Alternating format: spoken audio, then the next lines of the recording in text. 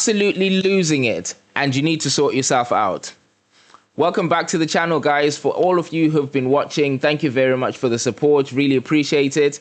And for the people that are watching this for the first time, this is the BVoy Project, a channel where we speak about being the best version of yourself. So we share content that's helpful in your business life and possibly in your personal life as well, depending on the context. So hopefully you'll find this useful. If you think and find this useful in any way whatsoever, please feel free to subscribe, share, and click the notification bell so you do not miss any of the videos when we post them again.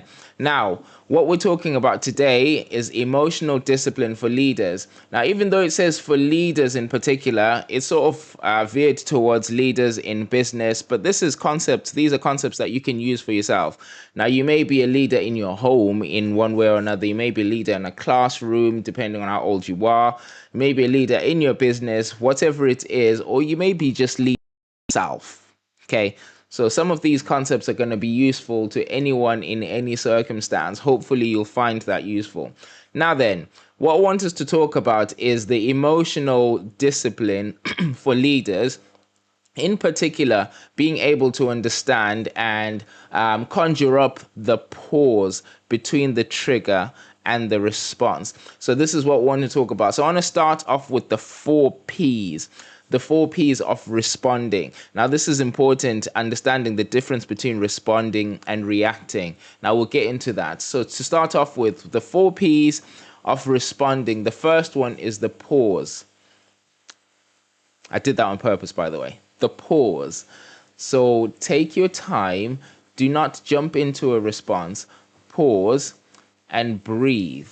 Okay? Even if the trigger is screaming at you, it might be a person, it might be an email that you might be whatever it is that's triggered you. At that time, I encourage you to pause. Breathe for a few minutes if you can. That way, you actually sort of slow down the triggers that you get. You get a spike in an emotion and you slow it down. You just let it simmer and slow it down. So pause and breathe. That's the first P. The next one is process. Okay. So process what it is that you're actually feeling. So mentally label the emotion. If it's anger, if it's frustration, mentally label it in your head. You can feel it and you can talk to yourself. If it's an email you're reading, you can verbalize it. But if it's someone screaming at you right in front of you, obviously you don't want to be saying it. So just say it in your head. That is anger. That is frustration. Whatever that emotion is, label it whilst you're also doing the pause at the same time. Now, the third P is plan. Okay. What you want to do is ideally ask yourself, what else could be true? So obviously, whatever that trigger is something that you're not very happy with. Okay. So that may be true, but what else could be true? Okay, is there something else that contradicts what you've just heard or seen that could also be true? Okay, you're planning that. You're trying to balance out rather than actually find yourself in a position where you end up reacting to one side of the truth. So what else could be true? Plan that out. And then the final P is to proceed. Now that you've paused and had a breath, okay, you've processed, you understand what emotion it is, okay, you've planned, you've asked yourself what else could be true, and that spike of an emotion has slowly come down. Now you can proceed.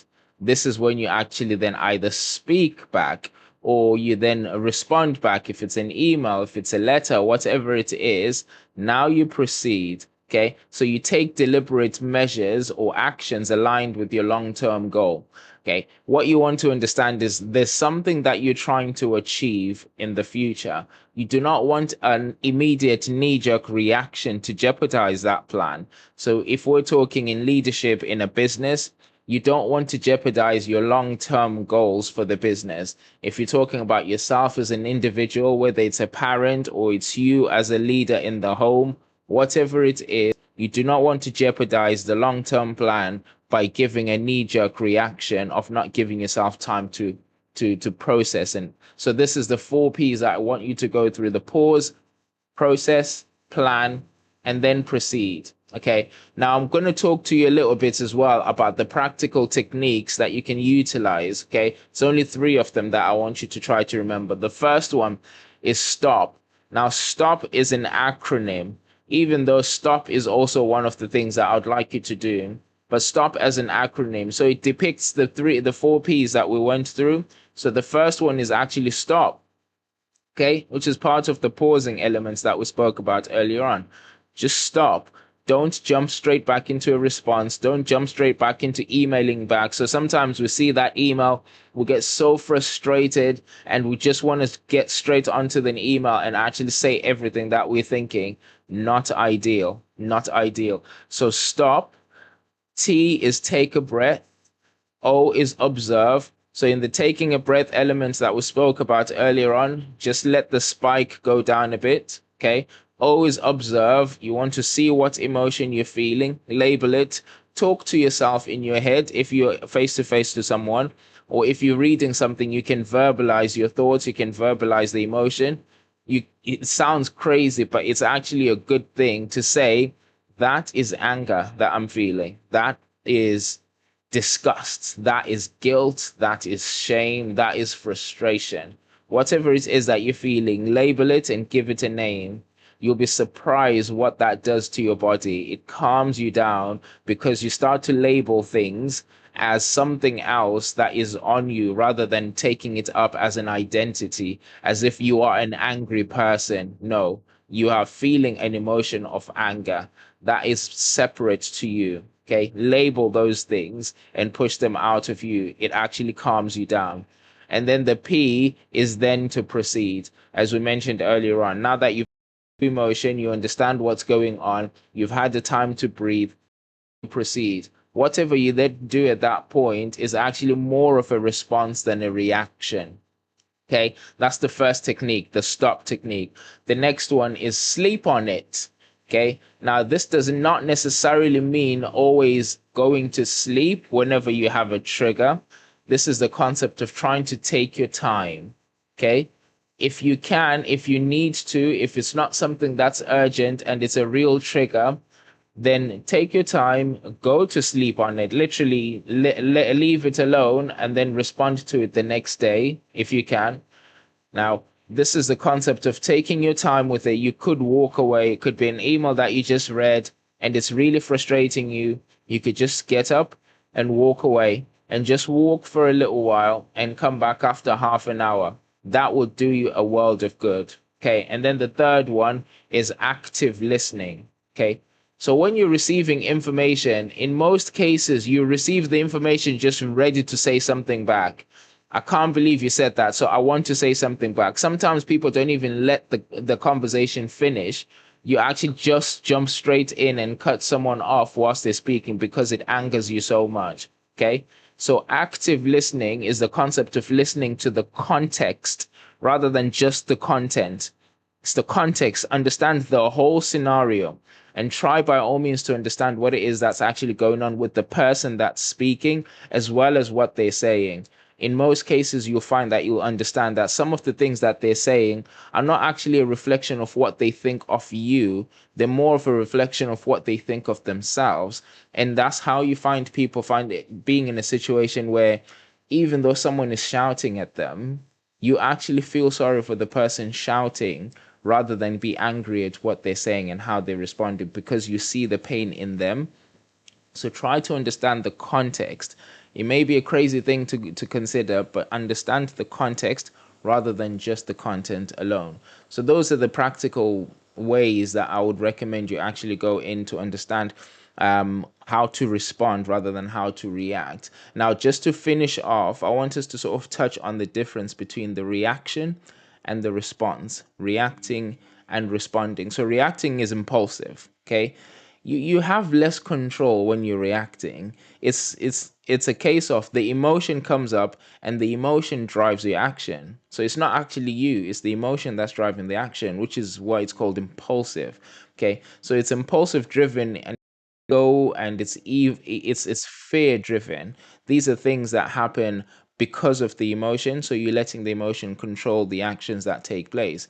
In most cases when you react, whatever it is that you do, you later on regret. Because once the emotion subsides and it's gone away, and then you look back at the action that you did, you think, what on earth was I doing? Because that wasn't you. It was the emotion that's driving, which is why we recommend the concept of stopping, pause, breathe, let the emotions spike, and let it then calm down, and then you actually come out and respond. Okay, and that way you reduce the chances of being of regretting the way that you actually react or respond. You reduce the chances of regretting your actions. So the response itself is actually a trained skill. Okay, no one is born knowing how to respond. It's a trained skill. This is something that you practice over and over again. Understanding how your body works, understanding how your emotions work, and knowing what it is that's actually happening. So, which is why we say pause, take a breath, label the feeling that you're feeling at that time, plan out what is going on. You want to understand what else could be true besides the thing that you're hearing at the moment, which is why we actually spoke about the concept of understanding the context, because that person could be saying something that is hurtful, right? But what else could be true? What else could be true is the person speaking about what's hurtful is actually also hurting. That could be true as well. Now, if you were to understand that and see the pain in the person speaking, it will change everything. It will change how you actually then respond. You don't then react to cause even further pain to the person who's displaying to you that they're in pain. It changes everything. So that's the beauty of being able to respond. Okay?